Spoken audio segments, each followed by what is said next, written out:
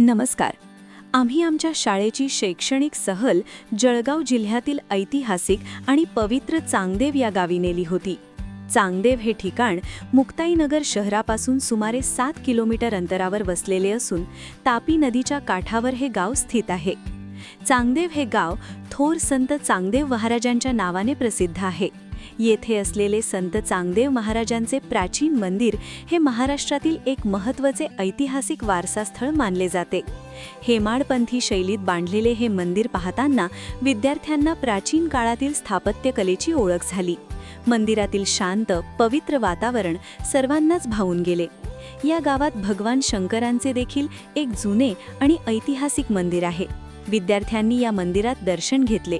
मंदिराची रचना, दगडी कोरीव काम आणि धार्मिक महत्त्व याबाबत शिक्षकांनी विद्यार्थ्यांना सविस्तर माहिती दिली. त्यामुळे विद्यार्थ्यांच्या मनात आपल्या धार्मिक आणि सांस्कृतिक परंपरेबद्दल आदरभाव निर्माण झाला. चांगदेव गावाचे आणखी एक महत्त्वाचे वैशिष्ट्य म्हणजे येथे तापी आणि पूर्णा या दोन नद्यांचा संगम आहे. हा संगम अत्यंत रमणीय आणि पवित्र मानला जातो. दोन नद्यांचे पाणी एकत्र येताना पाहून विद्यार्थ्यांना निसर्गातील एकता आणि समन्वयाचे सुंदर दर्शन झाले. या संगमाचे भौगोलिक आणि धार्मिक महत्त्व शिक्षकांनी विद्यार्थ्यांना सोप्या शब्दात समजावून सांगितले. या सहली दरम्यान विद्यार्थ्यांनी आनंदाने सहभाग घेतला, निरीक्षण केले, प्रश्न विचारले आणि शिस्तीचे पालन केले.